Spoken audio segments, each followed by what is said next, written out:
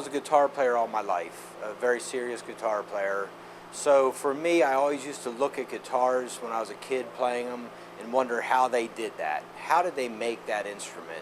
And to me, this is like the answer to that. And now I see to the nth degree of how to make a guitar. So I get a lot of joy out of designing different shapes, designing inlays, creating an instrument that people would love to play. I decided to start my own business because I had a bunch of guitar designs of my own and some ideas that I was thinking about.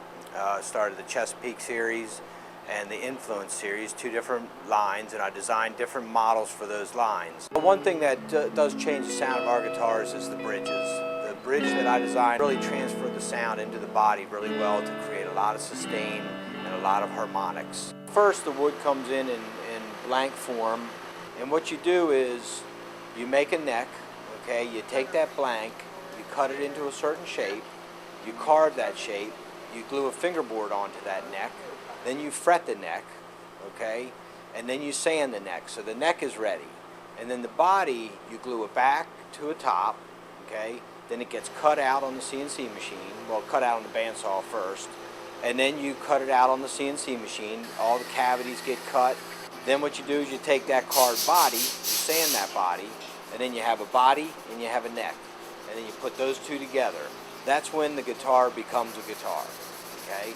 Then what you do is you take that and you finish sand it, and you tape the guitar off to have color coats put on, and then you spray top coat on that, and then you wet sand that flat, and then you buff that guitar out, okay?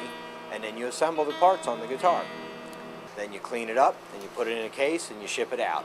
The clientele that I would say would buy a Knaggs guitar is someone who doesn't mind spending some extra on a really, really high-end guitar.